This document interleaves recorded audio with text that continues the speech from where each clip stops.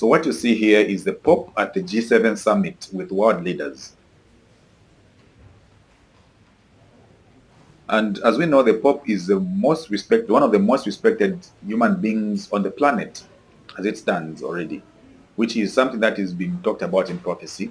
And as we see the world leaders trying to cling to the Pope, this is a sign that is telling us that the world is actually gathering up for something that we do not know of. And even though we have actually prophecy to tell that this was going to happen, and it's going to happen actually, it's closer than we think.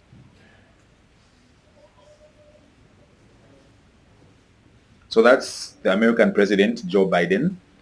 They are talking with the Pope and trying to kiss his boots, I would say.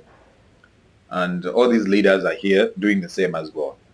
Now, as we know, you might ask yourself, why is the Pope the most respected human being on the planet? If I'm not actually exaggerating, because I don't think there's any other being that is respected more than the Pope. First of all, because Catholicism is in every country.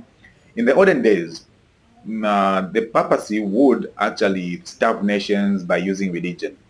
And that was in a way where people believed that in order to go to heaven, you needed to succumb to a certain standard, or you needed the Pope or maybe the priests to pray for you, or maybe the loved ones. Now, in a case where a nation does not comply, what the Catholic Church would do is that they would tell priests not to pray for the dead, so that whichever people in purgatory would not go to heaven. And this would pressure people to pressure their governments, and governments would submit to the Pope's demands. So in these days, that's not the case because many people are getting used to the biblical ways.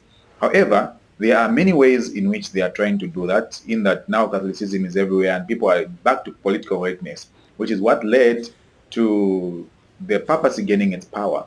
And in this case, we are seeing the same thing happening, in that the Pope has no business doing here. First of all, yes, the Vatican is a country, would put it as such, but he should be treated in the same way that every other president is being treated as such. But here, he seems to be the one that everyone is coming to. These are Islamic leaders and all this. Everyone is coming to him and paying their respects as though he is their leader and they are there just to listen to what he's saying. So these are signs that are telling us for sure that there is something cooking up that is about to come out. But you and me, dear Christians, should watch and pray, because we know that these things were supposed to have happened and are happening at the moment. So take heed and be watchful in all this, dear Christian, because you have been warned, you've been told about these things, and don't take them lightly. Let us watch and pray, and also pray to continue to keep our faith in God, because that's the only safety. The things that are about to unravel or unveil on this world will be things that have never been seen before. But our safety is in God and shall forever be in God. So it's been a long time and I really, really missed you.